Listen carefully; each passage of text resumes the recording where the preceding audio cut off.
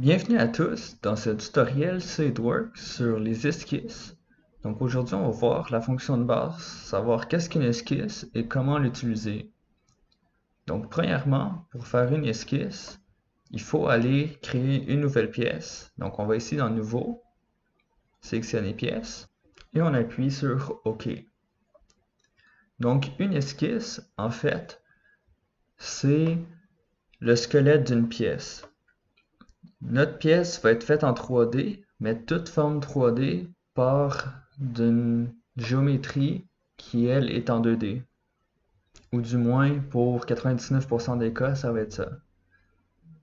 Donc, une esquisse, c'est vraiment le squelette de notre pièce, et ça peut être même le squelette d'un assemblage. Donc, l'esquisse, on la retrouve dans l'onglet Esquisse. Et pour démarrer une nouvelle esquisse, il suffit seulement d'appuyer sur le bouton Esquisse. Toute esquisse a besoin d'un support, sauf les esquisses 3D, qu'on reparlera dans une vidéo intérieure. Donc là, on va sélectionner le plan de face comme plan de... En fait, on va sélectionner le plan de dessus comme plan de support, et ça devient notre surface de dessin. Donc la première chose qu'on peut faire justement, c'est tracer un rectangle comme ça, et là, je vais sortir de mon esquisse pour pouvoir vous montrer justement que c'est le squelette de ma fonction 3D. Donc, je vais sélectionner ici une extrusion, qu'on va vous parler dans une autre vidéo, et tout simplement extruder ma forme. Donc maintenant, j'ai une plaque en 3D qui est gouvernée par l'esquisse. Donc si je veux modifier cette géométrie-là, je dois retourner dans l'esquisse. Et là, ce qu'on peut remarquer, c'est que la base de ma pièce repose bien sur le plan du dessus. Ce qui est bien, c'est qu'on peut changer aussi le support de l'esquisse. Donc là, on est sur le plan de dessus. On veut aller sur le plan de face, c'est possible. Il suffit de déplier ici dans l'onglet et d'aller chercher notre esquisse, faire un clic droit dessus ou juste un clic simple et de sélectionner la deuxième icône ici qui est de sélectionner le plan d'esquisse qui va nous permettre de choisir n'importe quel plan pour appuyer notre esquisse, que ça devienne notre nouveau plan de dessin. Faire attention quand même parce que l'origine de notre dessin va être transférée si le plan est sensiblement similaire, mais ça se pourrait que notre dessin soit viré à l'envers ou en miroir si jamais on sélectionne un plan plus complexe. Donc là, on peut voir que le transfert s'est bien exécuté. On est maintenant supporté par le plan de face. Ce qu'on peut faire à partir de l'esquisse, c'est revenir dedans et faire une modification sur la forme. Donc là, j'ai ma géométrie comme ça, que je peux ajuster dans l'esquisse très rapidement. Je pourrais même ajouter un cercle à l'intérieur pour faire un trou. Puis je ressors de ça et automatiquement ma fonction s'est adaptée avec l'esquisse. Donc on voit bien que c'est l'esquisse qui gouverne la fonction 3D et non pas l'inverse. Donc maintenant, on va commencer à partir d'une esquisse toute simple. Donc on va supprimer ça. Donc là, ce qui est bien de noter, c'est qu'on peut supprimer juste la fonction 3D plutôt que de supprimer tout l'ensemble si jamais on voudrait réutiliser l'esquisse pour autre chose. Si on veut supprimer l'esquisse aussi, il suffit de cocher la case là et là on voit que l'esquisse est sélectionnée aussi. Donc nous, on recommence vraiment à zéro à partir de maintenant. Donc je rappelle, on va dans l'onglet Esquisse, on appuie sur le bouton Esquisse, puis on sélectionne le plan de support. Donc prenons maintenant le plan de droite. Donc on se met normal, on s'assure que notre axe ici, Y et X, à partir de notre origine, pointe bien vers le haut et vers la droite. Et on a plusieurs fonctions ici sur lesquelles on va s'attarder, qui sont les fonctions de géométrie de base. Commençons d'abord par la ligne. La ligne, elle se divise en trois sections. On peut voir avec l'icône ligne qu'on sait déjà un peu comment ça va fonctionner. On va devoir sélectionner un point, puis un autre, et la ligne va relier les deux points. Donc on part d'un point, puis on sélectionne l'autre. Faisons maintenant une autre ligne Donc on peut voir ici que si je clique, ça continue la fonction pour autant que je n'ai pas fermé ma forme. Utilisons maintenant une autre particularité. Donc si je trace une ligne et que je reviens sur le point où j'ai fini, je peux maintenant faire un arc de cercle et venir le connecter à quelque chose d'autre. Donc là, on voit que je suis libre de refaire une autre ligne ailleurs encore parce que je viens de m'arrêter sur un point déjà existant. Donc mon outil de traçage de ligne est encore sélectionné, mais maintenant je peux commencer de n'importe où et encore rejoindre un point. Donc tant que je continue dans le vide, je pars du point précédent et quand je m'arrête à un point, je peux retracer une ligne de n'importe où. Donc passons maintenant à la ligne de construction. La ligne de construction, c'est une ligne de géométrie qui vous permet de faire de l'alignement, d'avoir des lignes qui seront pas utilisées en fait pour faire des fonctions 3D. Donc c'est vraiment plus là comme une référence. Donc commençons par tracer un triangle.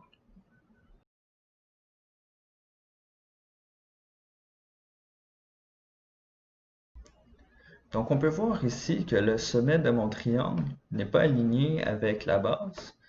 Donc on va transformer toutes les lignes de construction en lignes de contour. Pour ce faire, il suffit de toutes les sélectionner et d'aller dans le menu juste à gauche, aller sélectionner l'option pour la construction.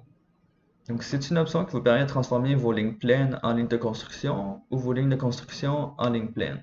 Donc là, j'ai 3 lignes de contour qui viennent d'être faites et je vais pouvoir utiliser une nouvelle ligne de construction pour faire l'alignement de mon sommet avec le centre de la base.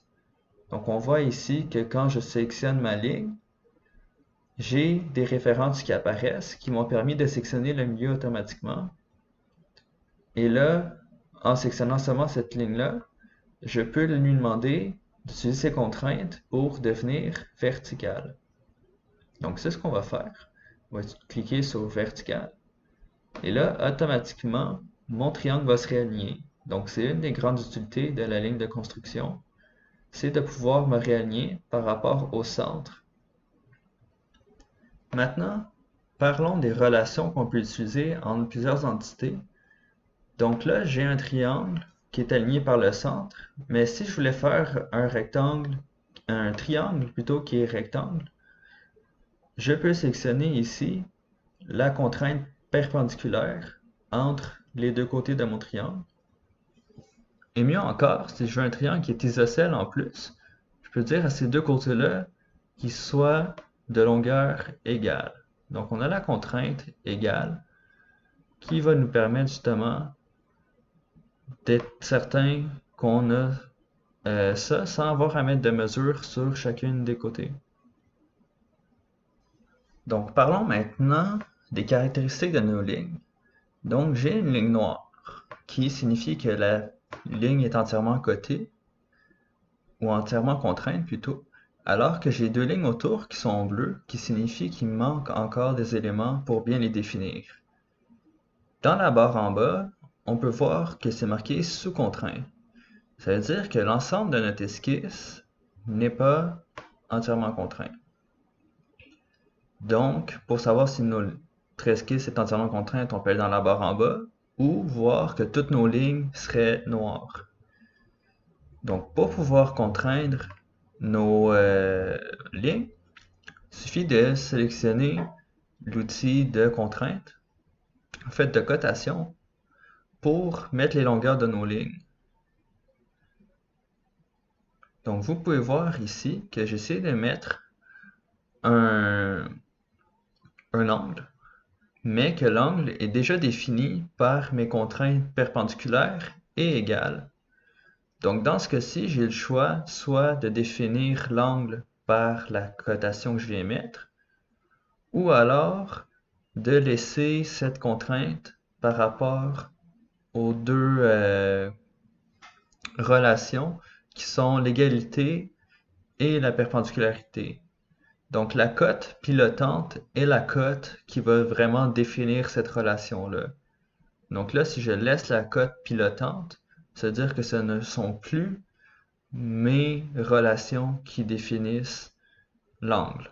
Donc, je vais pouvoir supprimer les relations en question. Donc là, on peut voir que j'ai de la misère à sélectionner ma relation parce que je suis encore dans l'outil de cotation. Donc, il faut faire la touche échapper pour pouvoir sortir de l'outil de cotation et ensuite sélectionner mes relations pour les supprimer avec la touche supprimer. Et donc maintenant, je vais donner une longueur à ma ligne du bas et simplement approuver.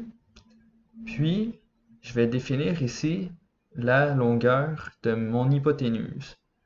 Cette longueur-là est un peu plus particulière parce que j'ai trois choix. J'ai la longueur normale, la longueur horizontale et la longueur verticale. Nous, ce qu'on veut, c'est la vraie longueur d'un hypoténuse. Donc, il faut s'assurer que notre cotation soit parallèle à notre ligne. Et là encore, on peut voir que j'ai le même problème que tantôt parce que la longueur va être définie par l'angle. Donc, malgré tout ça, on a encore nos lignes qui sont bleues. C'est tout simplement en fait parce qu'on n'a pas situé notre contour par rapport à l'origine de l'esquisse. Donc pour ce faire, il va falloir qu'on soit ancré, qu'on ait une distance par rapport à ce point-là qu'on vient d'afficher qui est l'origine de l'esquisse. Donc un des moyens, ça serait de mettre une autre cotation. Et là, on voit que toutes mes lignes sont noires, qu'on est entièrement contraint. Mais il y aurait d'autres moyens de faire ça. Si jamais vous voulez modifier une cotation, vous pouvez tout simplement double-cliquer sur les nombres et mettre la cote qui vous plaît. Simplement le nombre qui vous plaît. Ce qui est bien aussi, c'est que vous pouvez utiliser le petit glisseur en bas pour vous aider à atteindre une cotation. Et ça, c'est réglable pour avoir une minutie un peu plus grande. Donc là, on est sur des incréments de 10 mm, mais il y a moyen de le changer dans les paramètres. Vous pouvez aussi inverser la direction de votre cote. Donc là, on est à moins 95.12 par rapport à notre point d'ancrage qui est ce point-là.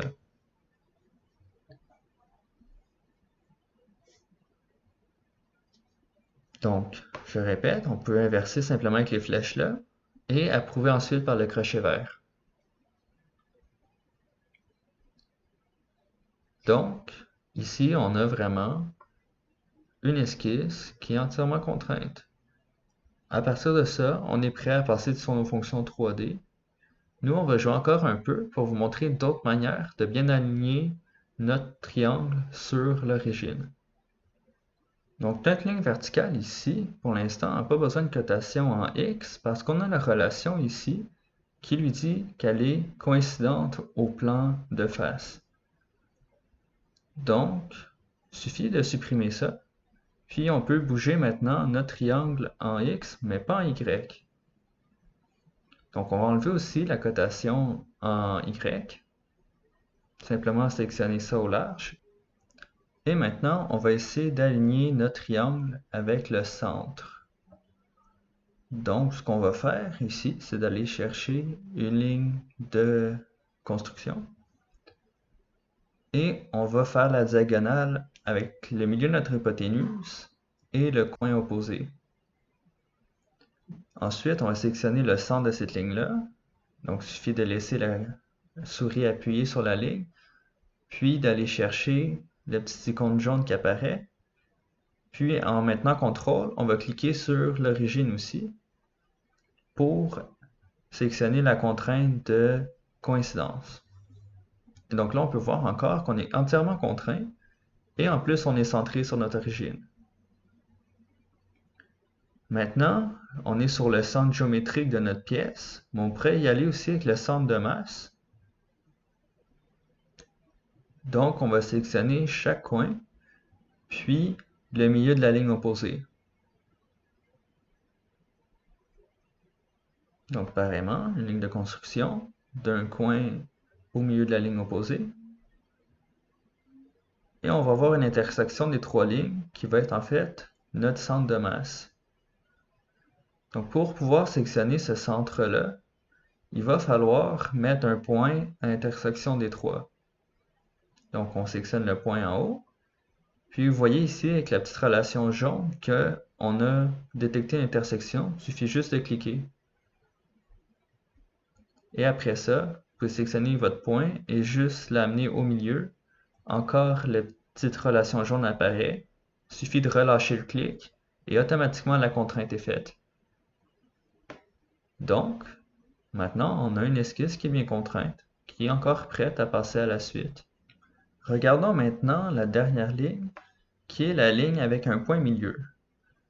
Donc celle-ci, il suffit juste de sélectionner le point central et la longueur et l'orientation vont se faire symétriquement par rapport à notre deuxième point. À remarquer ici que quand on finit cette ligne-là, on passe directement à la ligne standard qui est définie par deux points. Donc dans mon triangle ici, j'ai une ligne qui a un centre bien défini, qui est explicite, alors que mes deux autres lignes, eux, vont avoir un centre implicite qu'on peut observer juste là. Donc c'est tout pour les lignes. Passons maintenant à un autre type de fonction d'esquisse. Donc les rectangles fonctionnent un peu comme les lignes. On peut voir là que le premier rectangle va se former avec deux points. Donc on commence par le coin inférieur et on finit par le coin supérieur. Et mon rectangle sera toujours des lignes droites, que ce soit horizontale ou verticale. C'est non négociable pour cette fonction-là. Les lignes seront toujours horizontales et verticales. Pour faire un rectangle qui serait à un certain angle, il va falloir sélectionner ici le rectangle par trois points. Donc le premier, c'est notre point d'ancrage, le deuxième, notre orientation, puis le troisième va être la hauteur de notre rectangle. Donc ici, on a notre rectangle qui est à un certain angle et qui est sensiblement la même fonction que le précédent. Maintenant, comme pour les lignes, on peut décider de faire un rectangle par son centre. Donc on sélectionne le centre d'abord et ensuite on va déterminer la longueur et la largeur par le coin supérieur. Ce rectangle-là va aussi être toujours avec des lignes droites, donc que ce soit verticale ou horizontale. Donc on va supprimer le précédent pour ne pas se mélanger.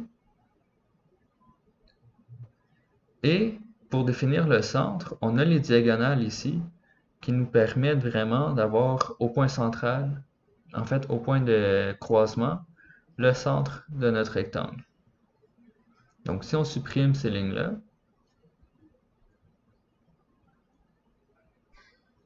on voit quand même que le centre reste parce qu'il était défini par un point. Toutefois, ce n'est plus le centre de notre rectangle, c'était juste un point. Donc on va pouvoir supprimer ce point-là aussi. Et on va pouvoir redéfinir le centre de notre rectangle avec seulement une ligne de construction. Donc il suffit de prendre la ligne centrale d'un côté et le point central de l'autre ligne. Et ensuite de prendre le point central de notre ligne de construction pour le mettre à l'origine de notre esquisse. Donc le point central qu'on bouge en ce moment, c'est un point implicite qui ne peut pas s'accrocher. Donc il suffit de le sélectionner et en maintenant CTRL, on peut appuyer sur l'origine en plus et tout simplement sélectionner coïncidence. Donc là, notre ligne centrale est toujours à l'origine et ça nous permet en plus de faire de la symétrie avec notre rectangle. Toujours aligné par rapport au centre, que ce soit vertical ou horizontal encore. Donc passons maintenant à la fonction qui nous permet d'avoir un rectangle centré et en plus en angle. Donc il suffit de sélectionner le centre encore. On va sélectionner l'orientation.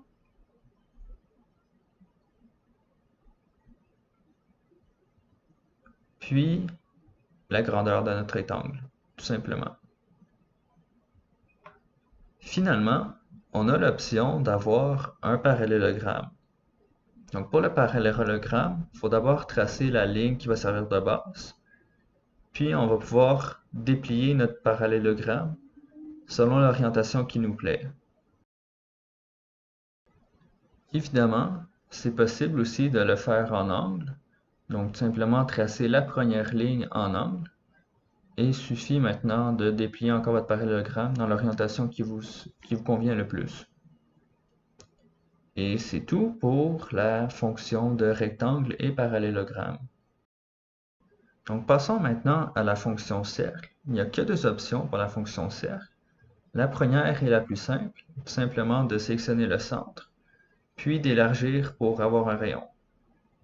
Et on clique lorsqu'on est satisfait.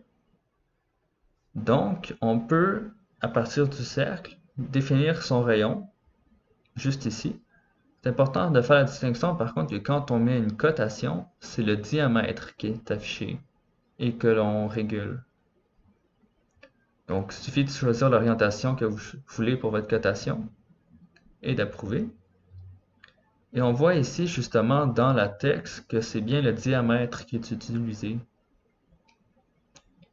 Donc, si on va un peu plus en bas, on peut rajouter des symboles de diamètre. Donc là, on en a deux sur notre ligne de cotation.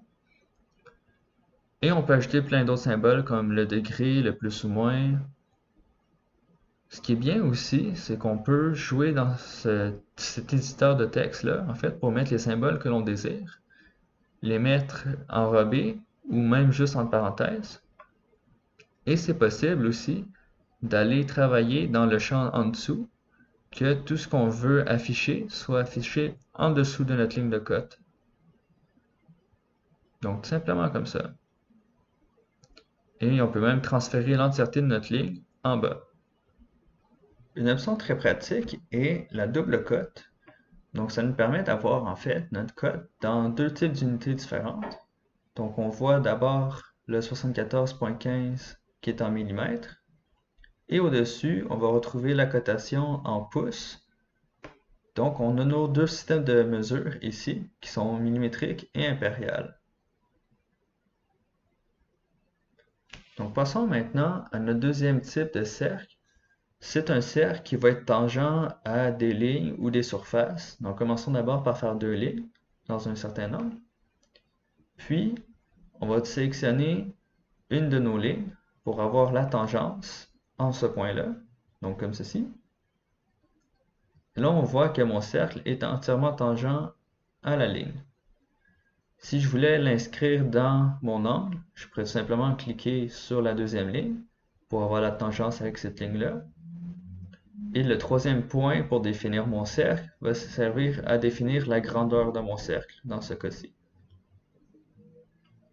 Donc maintenant, on peut adapter la dimension et la position de mon cercle en sélectionnant le centre. Ça va d'ailleurs bouger un peu les lignes autour. Si je veux juste adapter la grandeur, il suffit de jouer en tirant le contour, tout simplement. Et donc, c'est tout pour nos cercles. Passons maintenant à l'arc de cercle. Qu'est-ce qui arrive si vous voulez le contour d'un cercle, mais pas l'entièreté du cercle? Donc, l'arc de cercle est très simple. Vous sélectionnez le centre de votre cercle. Donc ici, si on regarde bien l'icône, on sélectionne d'abord le centre. Ensuite, on sélectionne le point de départ de notre arc et le point de fin de notre arc. Aussi simple que ça. La deuxième option ici, c'est d'avoir un arc de cercle qui est tangent à une ligne, tout simplement. Donc, on clique arc tangent, on clique le bout de notre ligne, et cet arc-là sera tangent à la ligne, peu importe ce qu'on fait par la suite. Donc là, on peut voir justement qu'on est tangent à cette ligne-là. Et tous les arcs de cercle qu'on va tracer par la suite vont être tangents par rapport au dernier point où on a cliqué. Ce qui est bien aussi, c'est que vous pouvez changer l'orientation du prochain arc de cercle. Il suffit de revenir sur le point de connexion. Et là, vous pouvez voir que j'ai changé de cadran. Donc, en ce moment, je suis dans le cadran 1 et 4, donc vers la droite. Et si je voulais aller vers la gauche, il suffit tout simplement de revenir sur le point pour tracer dans le cadran 2 et 3. Donc, c'est une astuce pour vraiment les aires de cercle. Tout simplement revenir au point de connexion et vous changez de côté duquel votre arc va aller. Donc ici encore vers la droite. On peut ensuite fermer notre contour et par la même occasion mettre fin à la fonction. Notre contour maintenant est grisé pour dire qu'il est fermé. La troisième option d'arc est un arc par 3 points. Donc c'est un point de début, un point de fin et un point sur le contour pour définir la courbure de notre arc. Et c'est aussi simple que ça pour cette fonction-là. Ça conclut donc ce tutoriel sur les formes les plus faciles à faire dans l'esquisse et les principes de base sur l'esquisse. Je vous remercie beaucoup d'avoir écouté et je vous souhaite grandement de continuer sur les vidéos pour apprendre les autres fonctions d'esquisse et ensuite comment faire la modélisation 3D. Bonne journée à vous!